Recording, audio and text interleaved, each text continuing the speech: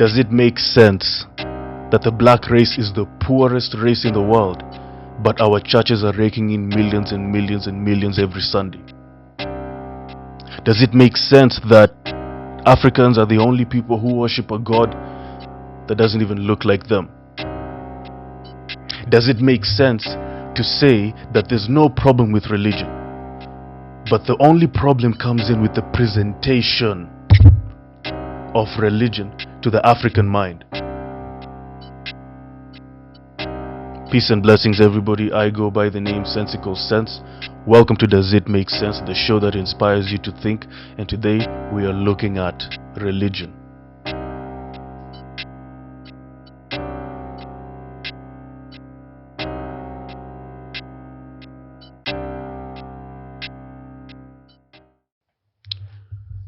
In 2009, according to a study done by Livestees Research, black churches in America only have gained 450 billion from 1980 to 2009.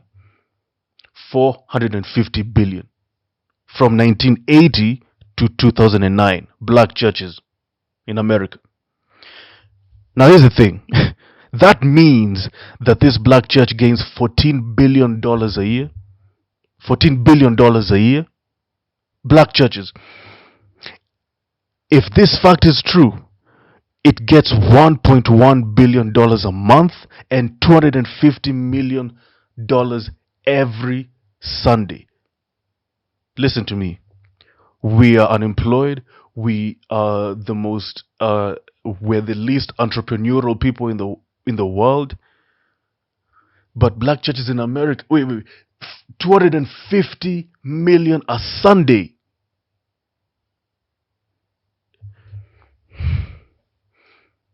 And somebody explained to me how that one is real. And in fact, let's talk about Europe. Europe, according to the Guardian article written in 2023, the number of black churches is rising. In fact, they are turning former warehouses and former shops and bingo halls into black churches. This is in Europe. This is in Europe. I'm not even joking right now. This is in the UK. This is what's happening there. They're even turning warehouses and bingo halls into 250 million every Sunday. And you know, if black businesses, in fact, according to the CNBC, by the end of 2022, black businesses saw a 45% decrease in venture capitalist funding. Black businesses are lacking capital funding, but churches are raking 250 million every Sunday. Does that make sense? Does it make sense? We are having, in fact, if that one is happening in America and in Europe, what about Africa, which is even worse, where churches are more than hospitals? Churches are more than hospitals. And when you get sick, the pastor tells you, let me come and pray for you. How about the churches build hospitals where they can get actual healing? Sometimes people go to church and they ask the pastor to pray for them and they wonder why they're not getting healed. Because God will only help people who help themselves. You can't tell me that you're going to church to get healed and you basically, your church doesn't even remove a single cent to help you health-wise, to help you education-wise, to help you economically, to help you socially. But whenever there's a fundraising for buying some electronics in the church, everybody's they will be the first ones to ask you, and they will ask in a very convincing way. Something's wrong. Something is wrong. God helps people who help themselves. The church has been something that is really, really, really protected. In fact, if you question the church, you are considered as a person who is unfit to live in society, especially in black society. Well, I'm here to tell you this. Question everything you see. Question everything you are a part of, be it a church, be it a mosque. Question everything you see, question everything you hear in the radio. You cannot live in a society, you cannot be part of something, and yet you don't question It's actually dangerous. Why is it dangerous? Look at what's happening here in Kenya. A guy, Paul Mackenzie, organized a cult. What's happening now? 300 bodies have been found. He is suspected, and he is allegedly being accused of organizing a cult whereby he's urging his people to starve themselves to death so that they can get close to God. It's happening here in Kenya. Over 300 bodies have been found dead because we have sort of put religion as the basis of identity here in the African society. How can religion be the first source of identity? Yet were you born Christian or were you born an African first? You see, you were born an African, then you chose to be Christian. Which is why I keep on telling people, put your Africanity first. You can wake up in the morning and change your religion. You can wake up in the morning and change your sorority. You can wake up in the morning and change your job and change, but you cannot wake up in the morning and change your blackness. You cannot wake up in the morning and change your Africanity. You are an African. Yesterday, today, and tomorrow. If your church is not empowering you economically, leave that church. I like what the A.M.E. church has been trying to do over the years. I don't know if they've been doing it, but some time back they were trying to amalgamate their resources, and they were trying to put their money in black banks. Because what you need to understand is these churches bank in white banks. And these white banks are the same banks that facilitate gentrification in black neighborhoods. So indirectly, your church is facilitating for your homelessness and your unemployment. I like what they were trying to do. I don't know if they have succeeded, but honestly, the fact that they were thinking about it and the fact that they are planning about it, I would like to acknowledge them. But predominantly, nobody is doing anything. Predominantly. Let me ask you a question. Your pastor has a Range Rover. And that, in fact, I've seen churches where, here, I've seen churches where congregants fundraise money to buy cars for pastors. But after you fundraise that money and after you listen to that sermon, you go home walking. You don't even have a car. In fact, you don't even have bus fare. You go home walking. I've seen churches where people even fundraise to buy a pastor a house, a mansion. But after that, someone is gone, you go back to your studio apartment. Tell me, what is the problem with us? How is it that your tithe money is buying for your pastor expensive clothing, yet you're coming to church with torn clothes, with torn socks, but your pastor is using your tithe money to buy expensive Gucci suits and expensive leather shoes, red bottoms. Something is wrong with us. Something is wrong with us. You pastors are exploiting African people by selling them fake hope. You lie to poor Africans that the more you come to church, the more you receive more blessings. The more you give tithe and offerings, the more you receive blessings. But, people never stop and think that this pastor has never, ever, ever given me a job, never given me an opportunity, never funded my business.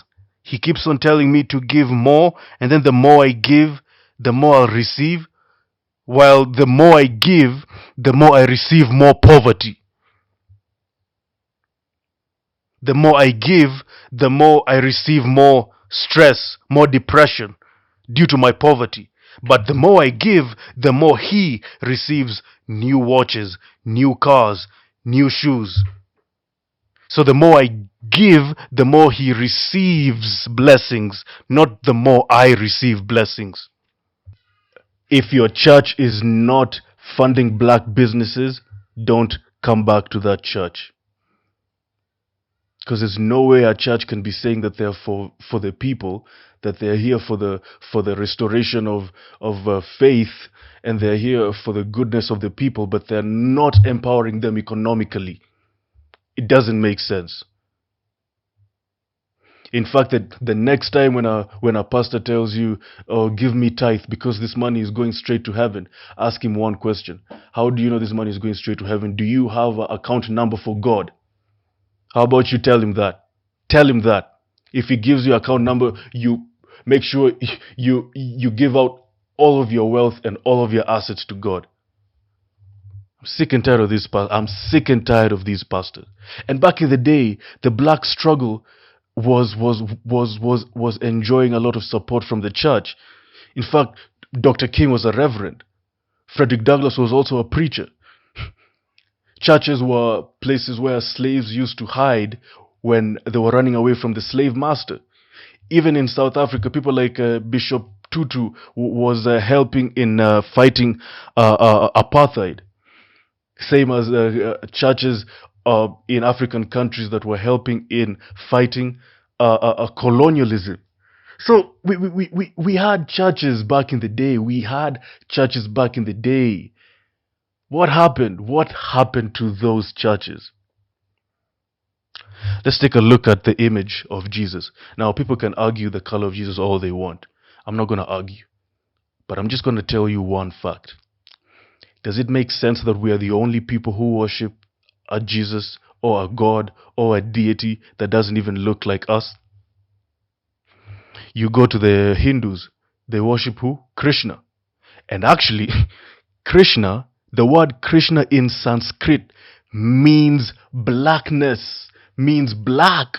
But if you look at the image of Krishna, it looks Indian. And I don't even blame them for that, because it's normal. It's normal for people to change the image and worship something that looks like them so that it can resonate with them. They know the truth, but it's normal for them to change, because at the end of the day, they have to worship something that looks like them so that they can resonate with it. Same thing with Chinese Buddhism. Their gods look Chinese. I mean, we are and of course, white people worship a white Jesus, even though they know very well Jesus is not white. We are the only people who do that. And let me tell you why black people worshiping white Jesus is bad. Because it spreads a very toxic mentality in black minds. Why? Because when a child goes to that church and sees a white Jesus, that image is stored in the brain. And because African people we are a people who store memories in a very image way. We are a people who have a strong. We are known historically, even during the Kemetic times, during the ancient Egypt times, we were known for our strong photographic memory. When that child grows up, he or she will always think that all white people are powerful. All white people are powerful. Why? Because at the end of the day, my Lord and Savior is white. At the end of the day, the person who died for all our sins is white. The person who changed water into wine is white. Maybe that's why all the powerful people in this world are white. Maybe that's why black people are at the bottom. So you see the mentality it brings. It is a really, really, really toxic mentality, which is why I am of the view that we need to change the image of Jesus effective immediately for our children, which is why it is so hard for African adults to defend their own community. When you tell an African adult, yo, we need to fight for African rights, they always feel, I don't know what the white person will think. Do you know how many people, because of my passion of Pan-Africanism, do you know how many people have come to me and say, you're going too hard on these white people? I'm like, excuse me, were they not going too hard on us when it comes to slavery, colonization? Just me talking about it, you are telling me that I'm going hard on them? Why don't you go hard on France, which is still exploiting ex-French colonies till this day? Going hard my foot. Nothing like that. I will forever go hard on a community that does my community bad. And I'll always stand for my community. Come rain, come sunshine, come hailstones. My POV today is very simple. It's always simple. Let me ask you a question. How is African spirituality devilish? How is African spirituality witchcraft? So, because the white man came and told us that our religion is devilish and our religion is witchcraft, so we have to follow whatever he say. So basically, when you say this, you're calling your great-great-great-grandfather, your great-great-great-grandmother who was practicing African spirituality before Christianity came to Africa, you are calling them devils. That's what you're trying to tell me. You're calling them witchcraft. You're calling them witch doctors. Because that's it. You know, the white man came and he saw our religion as dirty. He saw our religion as devilish because he didn't get it. He doesn't get that we are a spiritual people. You see, in African spirituality, we believe that ancestors are the median between humanity and God. How is that devilish? How? We should put our Africanity first. You're an African first. You were born and you are not born a Muslim first. You are not born a Christian first. And I hear them say, oh, but you see, African spirituality is oftenly used for bad uses. Well, I understand that, but it's not oftenly. It's sometimes used for bad use. I understand, but I also know some people who use Christianity for bad use. I know some people who have killed for Christianity. I know some people who have killed people because they were not Christians. I know some Muslims who have killed people because they were not Muslims. You want to tell me you don't know a couple? So let me ask you a question. You don't judge Christians so you don't judge extremist Christians. You don't judge extremist Muslims. But you judge African spirituality because of how it conducts itself. And because you've had some stories of people witchcrafting people and all that. That is hypocrisy. That is hypocrisy. That is hypocrisy of the highest order. And we need to change that. Let us make religion for black people. Let us make religion at the forefront of the African struggle. If today churches and mosques dedicate their time, money, and all the resources to free African people, we will be free overnight. Because they have the money, they have the time. Do you know something about church is that they take a lot of our time. Bible study on Monday, choir on Tuesday, church meeting on Wednesday, women church meeting on Thursday, Friday preparation for service, Saturday children study, children Bible study, and then Sunday is too much of our time, too much of our money. How about we even if we say like, look, let's dedicate 1 or 2 days or 3 days or even 4 days of the week and discuss how the church can amalgamate their resources and build something for the community. Build schools, build banks, build hospitals. Now there are churches that are doing that, but I'm talking about systematically. I'm not talking about individualistic advantages, individualistic benefits. The problem with Africans is that we are always individualistic. We have borrowed the model of the European, which is individualism, and our model from the beginning of time has been communalism. We share land communally. That's what we've always been doing. We share food communally. We share work communally. That's what we've always been doing. We need to go back to that system. And so basically, if I've offended anyone, I didn't mean to offend you. I'm just saying that, and I'm not even saying that you leave your religion. You can be Christian all you want. Even my mentor Marcus Garvey was a Christian. Frederick Douglass was a Christian. Malcolm X was a Muslim. Dr. King was a Christian. So it's not bad to belong into a religion. Nothing bad about that. But it's bad if you belong. You see, like Dr. King, he was a reverend, but he used his strength and he used his relations and he used all his might to ensure that he has fought for African people alongside other reverends who are also his friends. That is what I'm talking about. The church being at the forefront of the black struggle. That's all I'm saying. And we cannot be at the forefront of the black struggle if you're not at the forefront of the black struggle economically. It starts with the economics first. Otherwise, if there's nothing like that, count me out in your church. Count me out. I am done. Otherwise, thank you for watching. Remember, less is more, and think before it becomes illegal. See you on the other side.